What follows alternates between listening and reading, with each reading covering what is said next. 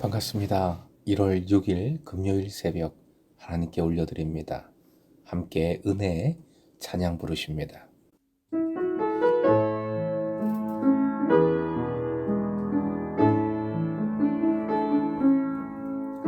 내가 누려왔던 모든 것들이 내가 지나왔던 모든 시간이 내가 걸어왔던 모든 순간이 당연한 것 아니라 은혜였어. 아침 해가 뜨고 저녁에 노을 봄의 꽃향기와 가을의 열매 변하는 계절의 모든 순간이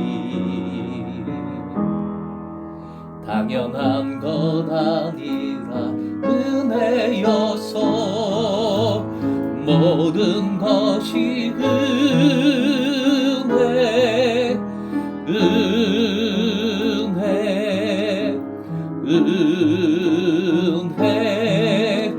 한없는 은혜 내 삶에 당연한 것 하나도 없었던 것을 모든 것이 은혜였어.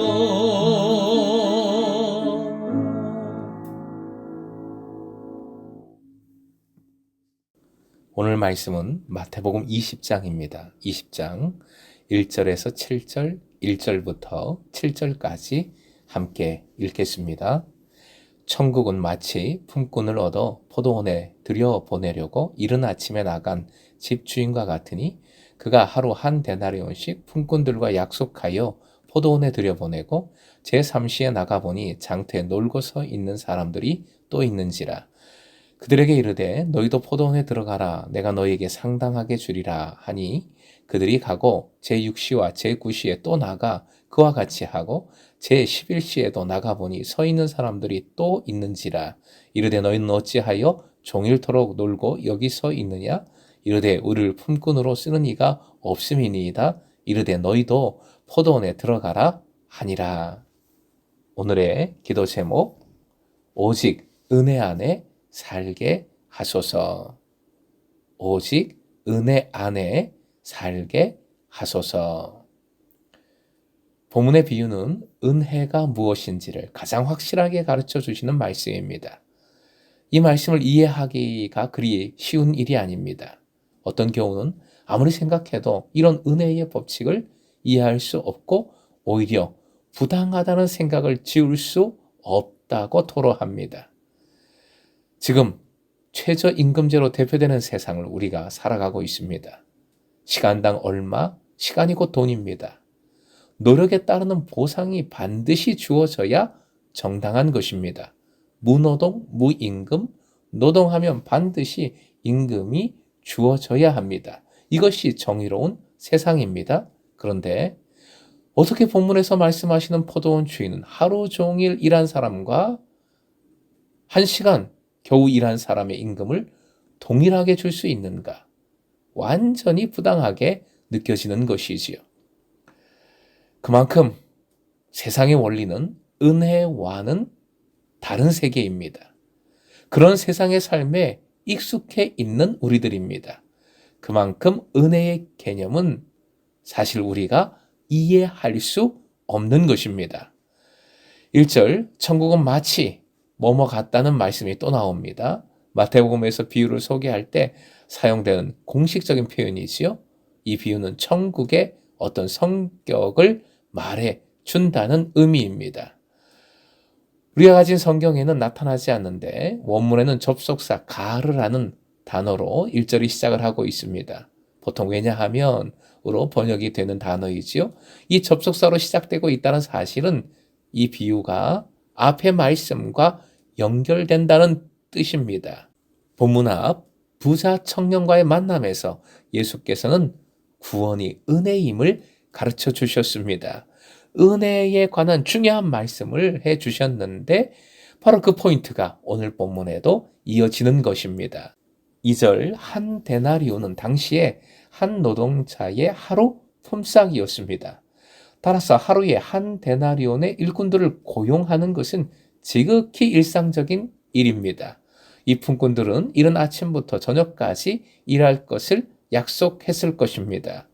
3절부터 4절 당시의 시간 계산법에 따르면 낮을 아침부터 저녁까지 12로 나누었습니다. 12등분했습니다.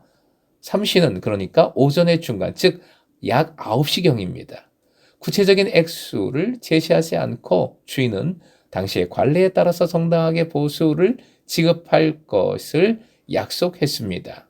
5절 제6시는 낮의 중간, 즉 정오를 가리키고 9시는 오후의 중간, 즉 3시쯤입니다. 그리고 6절 제11시는 낮을 1시간 남겨둔 시점입니다. 일을 거의 마칠 무렵이지요. 이 시간에 일꾼을 데려다가 일을 시작하게 한다는 것은 상식 밖의 일입니다. 무슨 일을 할 수가 없는 시간입니다. 종일토록 놀고 여기 서 있느냐는 포도원 주인의 질문에 이들은 우리를 품꾼으로 쓰는 이가 없다라고 대답을 합니다. 당시에도 갈릴리 지방의 실업의 문제가 매우 심각했었다고 합니다.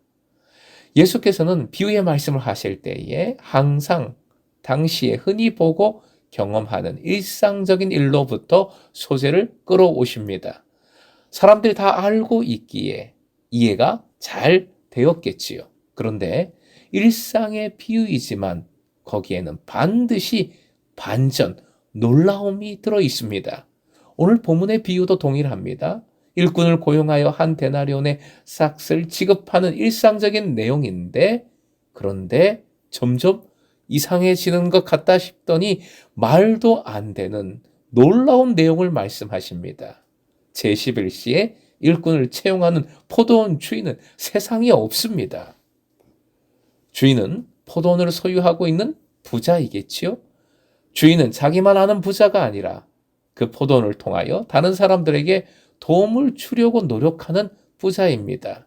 그래서 이 주인은 일자리가 없는 사람들을 직접 찾아다닙니다.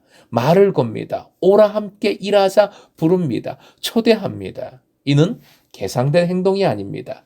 일손이 얼마나 많이 필요한지에 따라서 계산적으로 일꾼을 부르지 않습니다.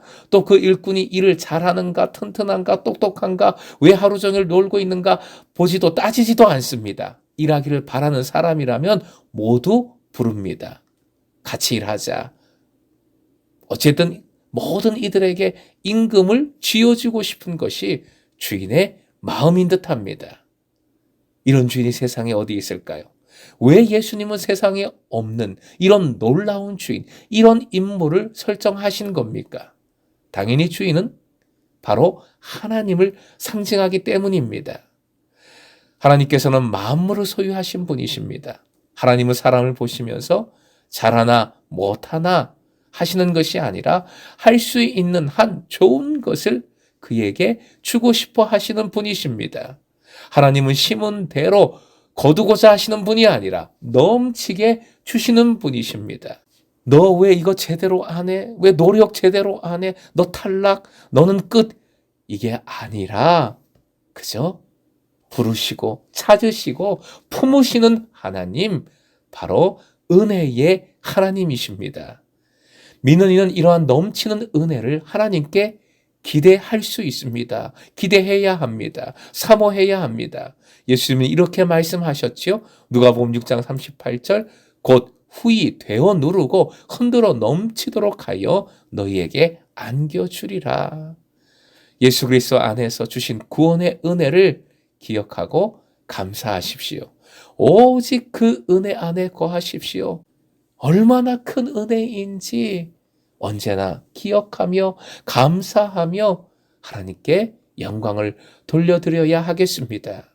그리고 후이되어 누르고 흔들어 넘치도록 더하여 주시는 삶의 은혜가 또 있음을 기억하십시다. 더하여 주시는 은혜를 은혜 안에 거하는 믿음으로 은혜로 살아가는 삶으로 더욱 풍성히 누리는 금성의 모든 제사 되시길 주님의 이름으로 축원드립니다.